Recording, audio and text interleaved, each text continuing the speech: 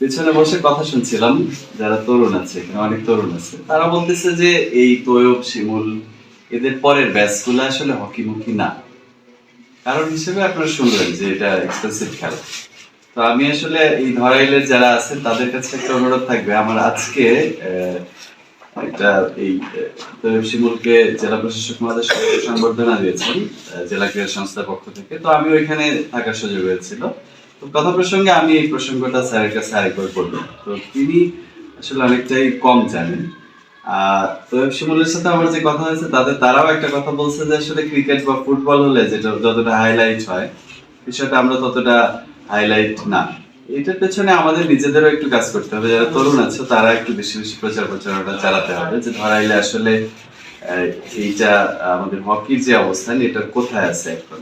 শুধু শিমুল তো দুজনের পরে যে আর পাইপলাইনে থাকলো না কেউ, এটা কিন্তু আসলে ভালো খবর বা সুখকর কোনো কিছু আমার কাছে মনে হয়নি। আমার মনে হয়েছে যে শিমুল তো 21 ধরে বিশ্বকাপ যাবে, বিশ্বকাপ নিয়ে আসবে, এটা আমাদের দেশের এখন সারা দেশবাসীরই চাওয়া, ধরাইলবাসীর চাওয়া হওয়া উচিত, বা আমার যারা প্রতিবেশী আছি পরবর্তীতে যেন এই ধারাটা অব্যাহত থাকে। তার জন্য আমার মনে হয় যে স্থানীয় উদ্যোগটা বেশি জরুরি। যেমন বক্তারা বলছিলেন যে এখানে একজন ভদ্রলোক যার অনুপ্রেরণায় খেলাটা আসছে এবং পরবর্তীতে তাদেরকে বিভিন্ন পৃষ্ঠপোষকতা করে এই পর্যন্ত আনা হয়েছে। তো এটাকে যদি আরো আপনারা ধরে রাখতে চান, ইদানিং আমরা দেখছি যে ধরাইলে পর্যটন কেন্দ্র করার জন্য বেশ প্রচারণা আছে, মানুষের ভেতরেও ধরাইল নিয়ে একটা আগ্রহ তৈরি হয়েছে, সেই সাথে এত বড় একটা প্রাপ্তি, এটা যেন ধরে রাখার জন্য আপনারা সাথে থাকেন। ধরাইল মাঠ কমিটি যেভাবে আছে, এটি সত্যি ঐতিহ্য, আপনাদেরকে এখানে এগুলো বিষয়ে বলার কিছুই নাই। আমার শুধু অনুরোধ থাকবে আগামীতে যেন এই যে খেলার পাইপলাইন, সেখানে যেন প্লেয়ার শর্ট না হয়।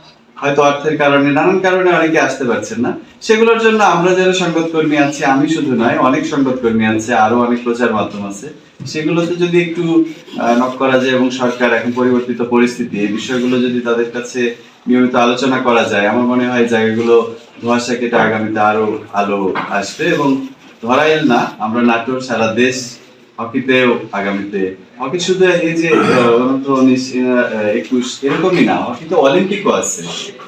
তো এটা আসলে অনেক বড় ব্যাপার। আমরা আমাদের দেশ থেকে হয়তো দেখতেছি ছোট করে, কিন্তু যারা হকি মূলত আর্জেন্টিনা খেলে, অস্ট্রেলিয়া খেলে, অস্ট্রিয়া খেলে, ইউএসএ খেলে, কানাডা খেলে, নিউজিল্যান্ড খেলে, অস্ট্রেলিয়া খেলে, চীন খেলে, এরা কিন্তু অনেক বেটার খেলে। আর সেই চীনে খেলায় আমরা কিন্তু অবশ্য এবার সেই ওয়ার্ল্ড কাপে যাওয়ার জায়গাটা তৈরি হয়েছে।